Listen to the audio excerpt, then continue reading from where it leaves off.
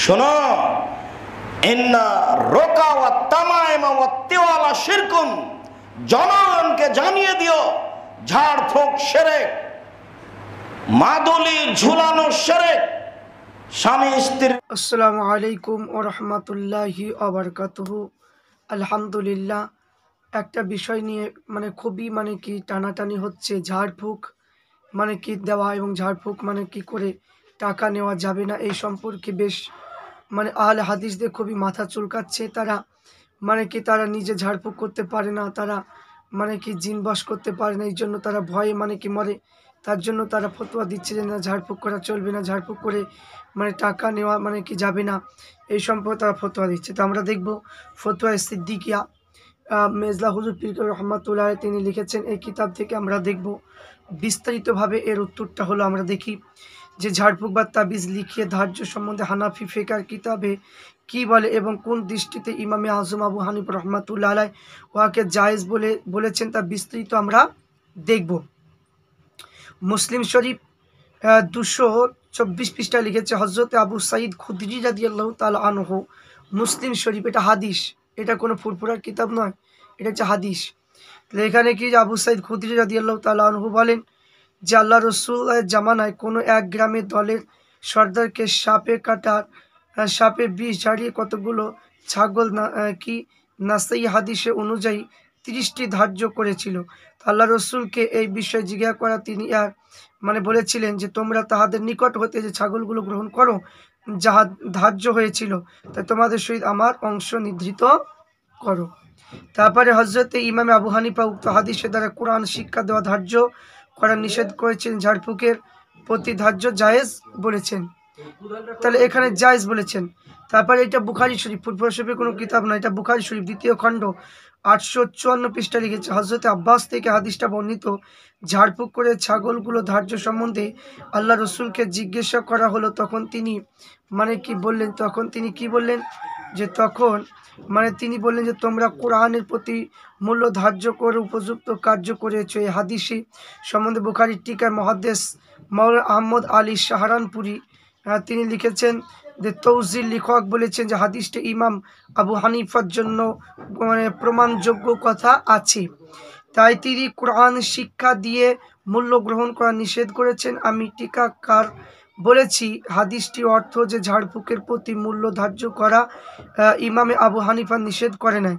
হাদিসে সাপের বিষ ঝাড়ার কথা থাকার ইমাম সাহেবের মতে ঝাড়ফুঁকের জন্য ধার্য জায়েজ হবে, কোরআন শিক্ষা ধার্য নিষেধ হবে, কারণ এ ব্যাধির জন্য নয়।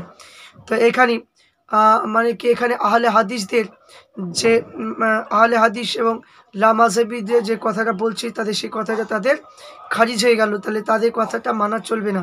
তাহলে ঝাড়ফুঁক করে তাবিজ লিখে ধার্য করা, এটা হচ্ছে ইমাম আবু হানিফার মতে জায়েজ, কারণ এখানে দুটো হাদিস আছে, একটা বুখারী শরীফ, একটা মুসলিম শরীফের হাদিসে প্রমাণিত পেলাম। এবার আমরা দেখব যে ফতোয়া শামী কিতাবের মধ্যে কি বলছে। যে হানাফি মাযহাব বিখ্যাত মাসালার কিতাব ফতোয়া শামীতে লেখা আছে, শরীয়তে অনুমোদিত ঝাড়ফুঁকের মূল্য ধার্য ফকিগণের জায়েজ বলেছে, যদিও কোরআনের আয়াত দ্বারা হয়। তো ইহাকে ইমাম তাহাবি বলেন যে খাঁটি ইবাদত বিষয় নয়, উহা চিকিৎসার মধ্যে গণ্য।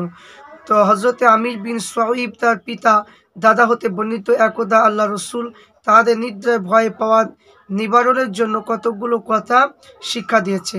তা হজরতে ইবনে আমার বোধগম্য ছেলেদেরকে উহা শিক্ষা দিতেন, অবাধ্যগুলোর জন্য লিখে উহা শরীর ধারণ করাইতেন, শরীর এবং ধারণ করাইতেন। এবং আমরা আরও দেখব যে মুসনাদে ইমামে আহমদ, হাদিসটা হচ্ছে মুসনাদে ইমামে আহমদের মধ্যে রয়েছে, এটা হাদিস ফুরফুরা শরীফের কিতাব নয়।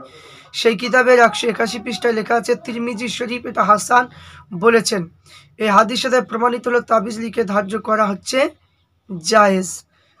তারপর আমরা দেখব যে আল্লামা রুহুল আমিন বসিরহাটি রহমাতুল্লাহ আলাইহ তিনি মুজাদ্দিদুজ্জামানে বিস্তারিত জীবনী কিতাবের মধ্যে 98 পৃষ্ঠায় লিখেছেন, বিনা পয়সায় তাবিজ দিলে লোকের ভক্তি কম হয়ে থাকে, তাই বিনা পয়সায় তাবিজ ঘরে চালে গুজিয়ে রাখিয়ে দেবে, তাই ফল আদৌ হবে না। তাই তাবিজের উপকার শর্ত এই দাতা গৃহীত উভয় উপরে ভক্তি থাকা জরুরি। তাই ফুরফুরা পীর সাহেব বলেছেন যে তদবির কারকের নিকট হইতে 11 টাকা, 21 টাকা, 31 টাকা, 41 টাকা, 51 টাকা পর্যন্ত তাবিজে হাদিয়া লইতেন। তাই বিপদ আপদ দূর হতে অবর্তমানে ফলদায়ক হতো। তাহলে এটা উপকার হতো। তাহলে এখান থেকে আমরা বুঝতে পারলাম যে মানে কি, যে এখানে তাবিজ লিখে পয়সা নেওয়াটা এটা জায়েজ, অবাধে জায়েজ, কোনো অসুবিধা নেই। এবং গাছগাছরা দ্বারা ওষুধ করা মানে কি, কোরআনের দ্বারা ওষুধ মানে করা, এটা আল্লাহর কালাম সূরা বানী ইসরাঈলে বলা আছে। কোরআন শরীফে ব্যাধির ওষুধ, তাফসিরে মুওয়াহিবুর রহমান হাদিসে আল্লাহ রসুল বলছে উত্তম ওষুধ কোরআন শরীফ। ইবনে মাজা কাজে ব্যাধির জন্য ব্যবহার করা নিঃসন্দেহে জায়েজ। যদি ওষুধ ধার্য জায়েজ হয়, তাহলে কোরআনে ওষুধও ধার্য জায়েজ হবে না কেন? তাহলে অনেক মানে হিংসুক আহলে হাদিস লামাযাবি এরা বলছে যে না, মানে তাবিজ মানে লিখে তাবিজ করা, ঝাড়ফুঁক করে টাকা নেওয়া, এটা জায়েজ নয়। তাহলে এটা তাদের হচ্ছে গুহামু, তারা পারে না, তাদের কাছে জিন বশ থাকে না, তাদের আমল নেই, তারা আমলহীন মানুষ। এই জন্য তারা তাবিজ লিখতে তারা নিষেধ করছে, হারাম কুফুর মানে কি বলে ফতোয়া দিচ্ছে। এই সমস্ত আহলে হাদিস তারা নিজেই হারাম হয়ে গেছে, তারা নিজেই মানে কি শিরক করেছে। তাই তাদের পিছনে নামাজ, হানাফি মাযহাবের মানে ছেলে পেলে যদি আহলে হাদিসদের পিছনে নামাজ পড়ে, সে নামাজ কোনোদিনই হবে না, কারণ তারাই শিরক করেছে। আল্লাহ পাক রব্বুল আলামিন আমাদের সঠিকটা বোঝার তৌফিক দান করেন। আল্লাহ